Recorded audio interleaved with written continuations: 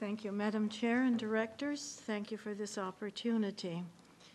I'm Dorothy Clippingdale. I live in Oak Bay, and I'd like to also represent my husband, Derek Manchester, who isn't well enough to be here. Municipal councils exist to provide the essential services needed for the common good. Among these are matters of safety and health, such as uncontaminated water and safe disposal and treatment of sewage.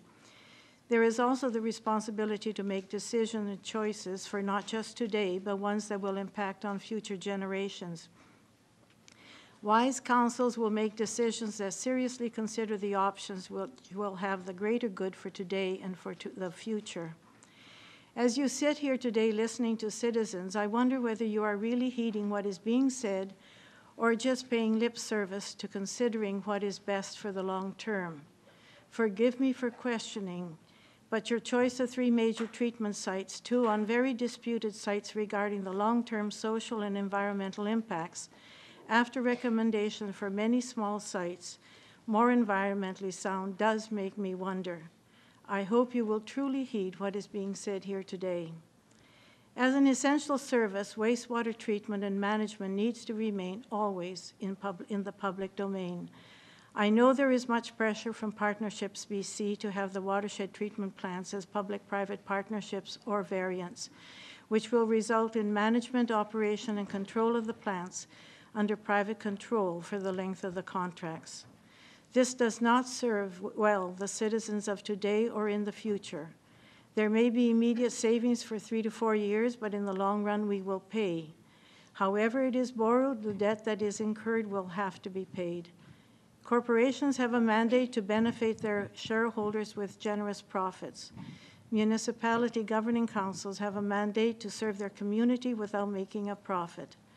The savings today will weigh heavily on citizens in a few short years and for years to come as profits are made on an essential service if you go with privatizing. This is not in our best interest. Furthermore, no type of procurement should be implemented if it means loss of accountability and control by our elected officials. Also, the option for future implementation of better environmental components to the wastewater treatment facilities is much less likely to occur when control is in private hands. One other point, water is an essential public good which should never be put at risk of becoming a source for profit.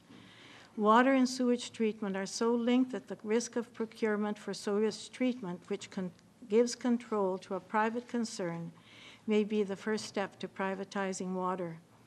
A future council may unwisely yield to financial needs and allow water to become a commodity for profit. Please do not make this possible. Your decision on procurement is vital for today and for the future of our communities.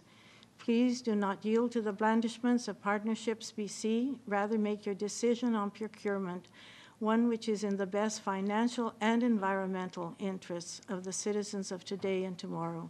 Thank you.